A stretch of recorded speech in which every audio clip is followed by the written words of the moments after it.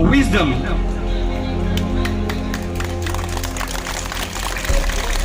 ये सही मायने में सिर्फ महाराज सोच से नहीं है, महाराज जनता की लड़ाई करने के लिए आपके साथ सबसे आगे खड़े हैं और बदलाव लाएंगे, मुझे पूरा उम्मीद है।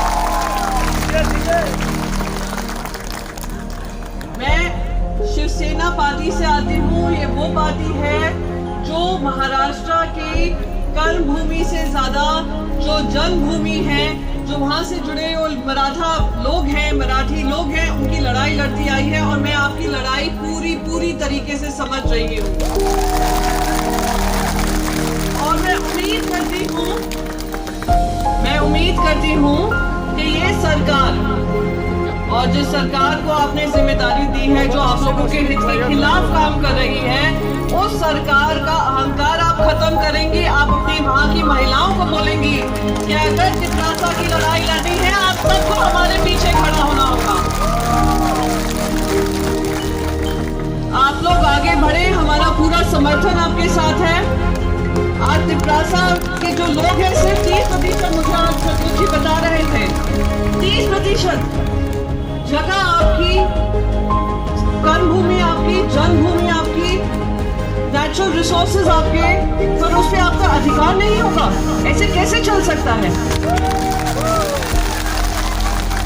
आप लोग इतना बड़ी जर्नी कायम कर यहाँ पर आए हैं। मैं आप समझ सकती हूँ कि आपकी ये लड़ाई दिल की है, आपकी ये लड़ाई आपकी भूमि की है, ये लड़ाई आपकी सारी जो सुविधाएं से आपको वंचित किया जा रहा है उसकी है, और मेरा समर्थन आपके साथ पूरा है। और मैं किसी भी तरीके से आप सब लोगों की मदद कर पाऊं, मैं हमेशा मेरी पार्टी की तरफ से, हमारी पार्टी उसके लिए तत्पर रहेगी।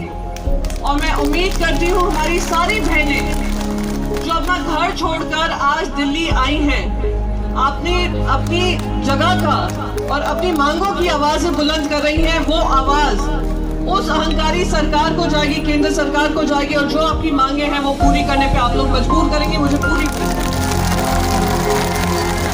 मैं आपको एक और चीज बता दूं, कल मुझे पार्लियामेंट से सस्पेंड कर दिया गया है। सस्पेंड क्यों किया गया है? क्योंकि वो कहते हैं कि आप जनता की आवाज जोर से उठाते हैं। तो मैं यहाँ पर पूछना चाहती हूँ, और इसलिए मैं आप महिलाओं के बीच में पूछना चाहती हूँ, आज अगर एक महिला जनता की आवाज उठाती है, अपने राज्य की आवाज उठाती है, अपने लोगों की आवाज उठाती है, क्या वो गलत है? क्या किसी तरीके से उनका सस्पेंशन होना चाहिए? तो मैं आपको एक ही चीज कहने आई हूँ कि भले ही मैं पार्लियामेंट के बाहर सस्पेंड की गई हूँ, पर मेरी आवाज आप लोगों के लिए बुलंद रहेगी, मेरे महाराष्ट्र के लिए बुलंद रहेगी, मेरे देश के लिए बुलंद रहेगी। और पूरी उम्मीद है कि हम सब महिलाएं मिलकर इस सरकार को मजबूर करेंगी कि जो प्रजातंत्र के उसूल हैं, जो हमारी त्रिपुरा वासियों की मांग है, उस मांगों को पूरी तरीके से पूरा करेंगे और जल्द से जल्द पूरा करेंगे।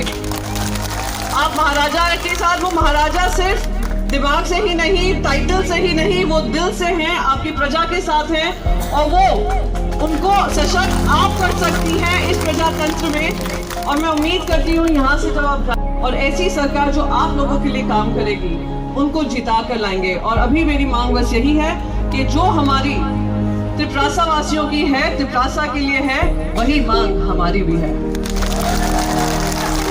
जय त्रिपुरा, जय त्रिपुरासा।